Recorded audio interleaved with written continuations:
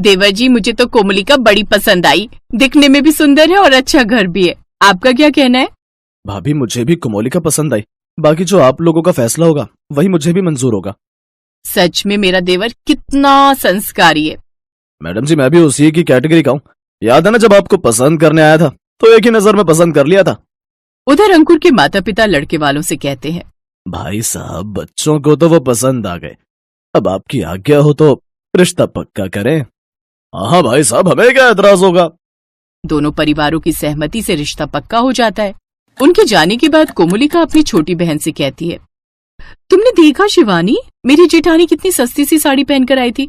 लगता है बेचारी का मायका बड़ा गरीब है। वही तो, ऐसी साड़ी तो हमारे घर की नौकरानी भी नहीं पहनती। अरे वो जो मर्जी पहने, तुम्हें क्या करना है।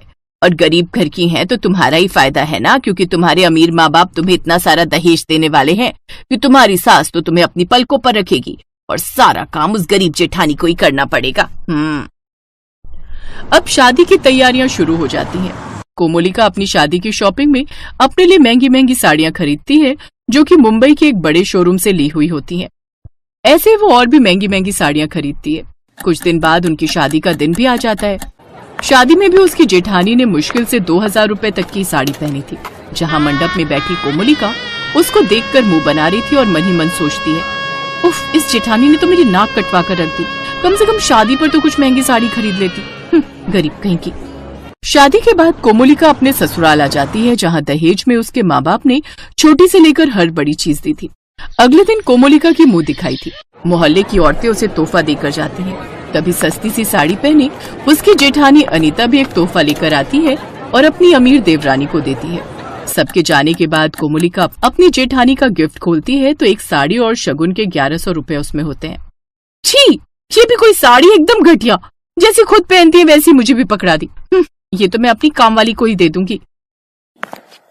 सच में अंकुर, तुम्हारी भाभी भी बड़ी कंजूस है। सबने मुझे इतने महंगे तोहफे दिए, लेकिन उसने मुझे सस्ती सी साड़ी पकड़ा दी। छोड़ो ना कोमलिका, भाभी को जो सही लगा उन्होंने दे दिया। अगले दिन कोमलिका एक महंगी सी साड़ी पहनकर रसोई में जाती है। अच्छा हुआ तुम आ गई। आज तुम्हारी पहली रसोई है तो तुम्हें कुछ मीठा बनाना होगा। खाना? My food. इतनी महंगी साड़ी पहनकर मैं रसोई में खाना बनाऊंगी? नो वे। और तुम सबको कुछ खाना ही है ना, तो रुको। ये कहकर कोमलिका बाहर से खाना ऑर्डर कर देती है और सबको परोसती है। ये लीजिए, ये रही मेरी पहली रसोई की रस्म। लेकिन बहू, तूने घर पर नहीं बनाया क्या? ओफो माँ जी, कम पैसों में इतना सब आ गया तो अब और क्या चाहिए आपको? लेकिन बहू, खाना तो घर की बहुएं ही बनाती हैं। कोमलिका, माँ बिल्कुल ठीक कह रही है। हमारे यहाँ खाना घर की औरतें बनाती हैं। माँ और भाभी अपने हाथ से खाना बनाती हैं। अच्छा ठीक है ना, अब ज्यादा लेक्चर मत दो और अब यही खा लो, बाद में देखी जाएगी। अच्छा, वैसे हमें वो सब दहेज का सामान भी सेट करना है ना, तो उसमें टाइम लग जाएगा। इसलिए जेठानी जी, दिन का खाना आप ही बना लेना। कोमलिका बात बात पर इसी तरह अपनी अमीरी का रौब झाड़ती रहती। ऐसे कुछ दिन बीत गए। अब दिवाली का त्योहार पास आने वाला था तो कोमलिका के माता पिता उनके घर आए। वो सबके लिए गिफ्ट्स में कपड़े और मिठाइयां लेकर आए। कोमलिका अपनी जेठानी के कमरे में गई। जेठानी जी, ये साड़ी माल आई थी आपके लिए, आपको पसंद आई ना? हाँ कोमलिका, बहुत ही पसंद आई। पसंद आएगी क्यों नहीं, महंगी साड़ी जो है। आपको पता है, आपने जैसी साड़ी मुझे मुंह दिखाई पर दी थी ना, वैसी तो मेरी माँ हमारे घर के नौकरों को गिफ्ट कर देती है दिवाली पर। जेठानी समझ गई कि उसकी अमीर देवरानी उसे मुंह दिखाई पर दी हुई चीज का ताना मार रही है। अच्छा, वैसे आपके यहाँ से कोई दिवाली देने नहीं आया? हाँ, शाम को आ रहे हैं ना, माँ बाबूजी जब आएंगे तो तुम सब उनसे मिल लेना। फिर जेठानी घर के कामकाज में लग जाती है। अब घर के हर काम वो खुद ही करती, जबकि कोमलिका हमेशा काम को देखकर मुंह बनाती और काम से बचती रहती।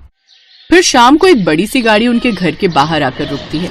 जेठानी के माँ बाप घर में आते हैं। उसकी माँ ने भी बेहद ही साधारण सी साड़ी पहनी हुई थी।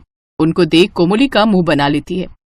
लो, आ गए गरीब जेठानी के माँ बाप, देखो तो खाली हाथ ही आ गए। तभी पीछे से नौकर हाथों में फलों की मिठाइयों की टोकरियां और सबके लिए ढेर सारी गिफ्ट्स और मिठाइयां, ड्राई फ्रूट्स लेकर आते हैं। समदन जी, हमारी तरफ से दिवाली के तोहफे स्वीकार कीजिए। अरे, इतना सब लाने की क्या जरूरत थी? ये तोहफे नहीं, हम सबका प्यार है आपके लिए। और वैसे भी हमारा दिवाली पर ही आना होता है, क्योंकि इतने सारे आश्रम जो हमने चलाए हुए हैं, वहां जाकर हम सबके खाने पीने और रहने का प्रबंध करते हैं। आज भी हमें वहीं जाना है, सबको दिवाली के तोहफे और मिठाइयां बांटने। क्या अनाथ आश्रम है आपके?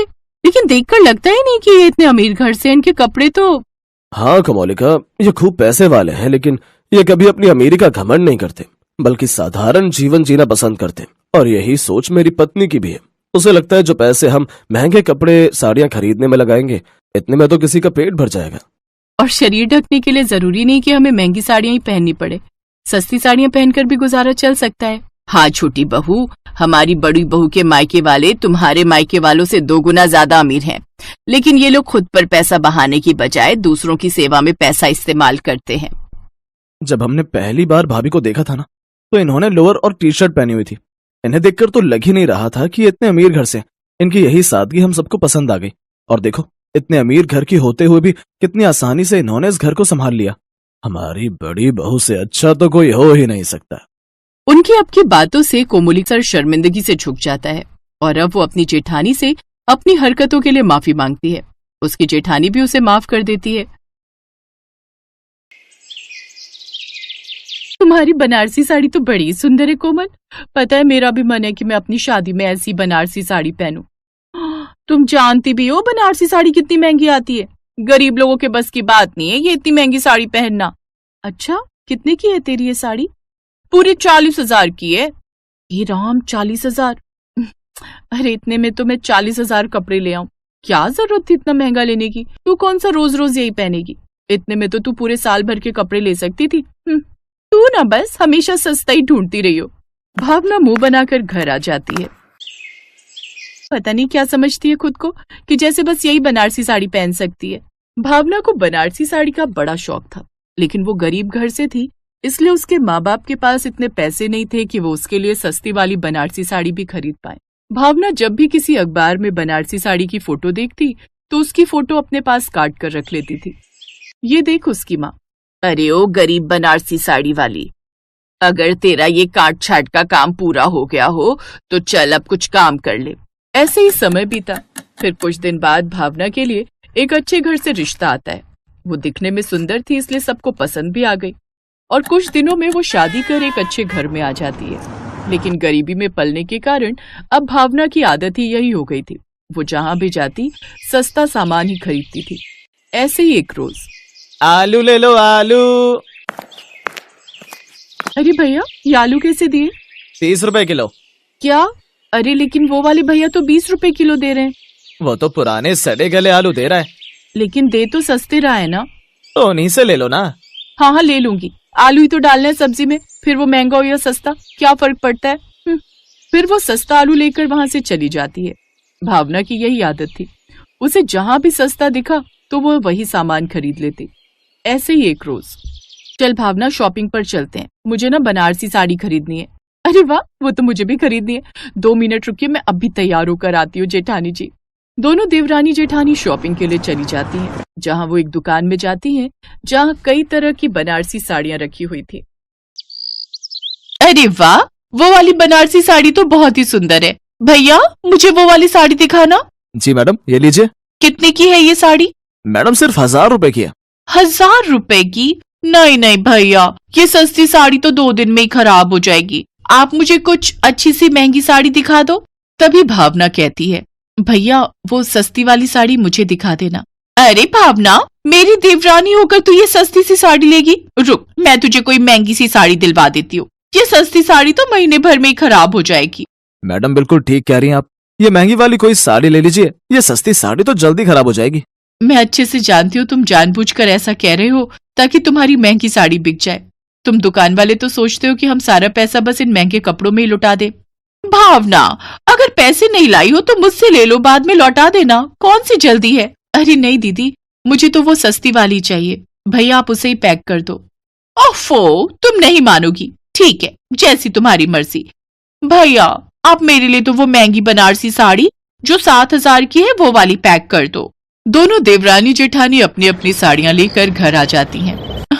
वाह वाह, कितनी सस्ती और सुंदर साड़ी मिल गई मुझे तो। अगले हफ्ते शर्मा जी के बेटे की शादी में मैं तो इसे ही पहनकर जाऊंगी। ऐसे ही एक हफ्ता बीत जाता है। वो दोनों अपनी नई बनारसी साड़ी पहनकर उस शादी में जाती हैं। फिर अगले दिन जब भावना अपनी पहनी हुई साड़ी धोती है तो पहली धुलाई में ही उसका सारा रंग उतर जाता है और उसमें बड़े बड़े से धब्बे भी हो जाते हैं। तो वहीं दूसरी तरफ जेठानी अनीता की साड़ी धुलने के बाद और भी ज्यादा चमक मारती है। ये देख भावना हैरान रह जाती है, लेकिन इसके बाद भी वो अपनी हरकतों से बाज नहीं आती। दरअसल वो एक गरीब घर की लड़की थी जिसकी शादी अमीर घर में हुई थी, लेकिन उसकी बचत करने की आदत अभी भी वैसे की वैसी ही थी। ऐसे ही वक्त गुजरता है। एक रोज भावना शॉपिंग पर जा रही होती है तो उसकी सास उससे कहती है, अरे छोटी बहू, तू बाजार जा रही है ना, तो मेरी सहेली उर्मिला के लिए मॉल से एक अच्छी सी साड़ी ले आना। वो क्या है ना, उसका जन्मदिन है, उसने एक पार्टी रखी है, तो मैं सोच रही हूँ उसे जन्मदिन पर एक अच्छी सी साड़ी ही दे दूं। तू अपने हिसाब से कोई सी भी अच्छी सी साड़ी खरीद कर ले आइयो। मैं बड़ी बहू को कह देती, लेकिन उसे ऑफिस में आज जरूरी काम है, इसलिए वो देर से आएगी। जी माँ जी, आप चिंता मत कीजिए, मैं बाजार जा रही हूँ, मैं लेती आऊंगी। कुछ देर बाद भावना मॉल के अंदर साड़ियों के शोरूम में जाती है तो साड़ियों का रेट सुनकर वो हैरान रह जाती है। हे भगवान, इतनी महंगी साड़ी, 10,000 रुपए की। नहीं नहीं, किसी को देनी तो है, थोड़ी सस्ती ठीक रहेगी, इतनी महंगी देकर क्या करना। ये सोचकर भावना उस शोरूम से निकलकर एक सस्ती सी छोटी सी दुकान में जाती है और वहां से 500 रुपए की सस्ती सी बनारसी साड़ी ले लेती है। अरे वाह, इतनी सुंदर साड़ी देखकर तो उर्मिला आंटी खुश हो जाएंगी। ऐसा करती हूँ, एक साड़ी माँ जी के लिए भी ले लेती हूँ, वो इसे पहनकर पार्टी में जाएंगी तो बहुत सुंदर लगेंगी। साड़ियां लेकर वो घर आ जाती है। शाम को भावना की सास सरला उसकी लाई हुई साड़ी पहनकर पार्टी में चली जाती है, जहां उसकी सहेली उसकी तारीफ करती है। अरे वाह सरला, तेरी साड़ी तो बहुत ही अच्छी लग रही है, कौन से मॉल से ली? ये साड़ी मुझे मेरी बहू ने गिफ्ट की है। तभी कोने में बैठी दो सहेलियां आपस में चुगली करते हुए कहती हैं, सच कहूं माया, तो मुझे तो ये किसी मंगल बाजार की साड़ी लग रही है। ठीक कह रही हो तुम, देखने से पता चल रहा है कि कितनी सस्ती दुकान की साड़ी है। फिर कुछ ही देर में सरला की पहनी हुई साड़ी किनारे से फटने लगती है। हे राम, ये बहू कैसी साड़ी लाई है, ये तो अभी से फटने लग गई, अब क्या करूं। धीरे धीरे वो और फटने लगती है। ये देख सरला छुपते छुपाते वहां से रफू चक्कर हो जाती है और घर आती है। घर आकर उसे उसकी सहेली उर्मिला का फोन आता है और वो उस पर खूब चिल्लाती है। अरे उर्मिला, ये कैसी साड़ी दी है तूने, पूरी साड़ी अंदर से फटी हुई है। अरे ऐसा ही घटिया गिफ्ट देना था तो रहने देती, पैकिंग इतनी महंगी और अंदर से चिंदी सी साड़ी। कल ही मैं तुम्हारी ये घटिया सी साड़ी पैक करवा कर तुम्हें वापस भेज दूंगी। फोन कट जाता है, लेकिन अपनी बेइज्जती होती देख सरला को बहुत गुस्सा आता है और वो जोर से चिल्लाते हुए कहती है, छोटी बहू, आज तेरे कारण मेरी सहेलियों में मेरी कितनी बेइज्जती हुई है, इसका तुझे कुछ अंदाजा भी है? अरे खुद सस्ती साड़ियां पहननी थी तो जितना मर्जी पहन लेती, लेकिन यूं सस्ती साड़ियां किसी को देकर तो तूने मेरी नाक ही कटवा दी। ऊपर से मेरी ये साड़ी फट गई वो अलग। अरे इतनी भी क्या बचत करनी? माँ जी, मुझे लगा था इतना महंगा गिफ्ट देकर क्या करना, इसलिए मैंने सस्ती साड़ियां खरीदकर उस पर महंगी पैकिंग करवा ली थी। इसीलिए तुम्हें कहती थी भावना कि सस्ते के चक्कर में मत पड़। अरे सस्ता रोए बार बार और महंगा रोए एक ही बार। अरे जितनी तू सस्ती साड़ियां बार बार खरीदने जाती है और एक ही बार पहनने पर वो बेकार हो जाती हैं, उसमें तो महंगी से ज्यादा खर्चा बैठ जाता है। लेकिन ना जाने क्यों तेरी समझ में ये बात आती ही नहीं। मुझे माफ कर दीजिए माँ जी, जेठानी जी, अब से मैं ये गलती कभी नहीं करूंगी।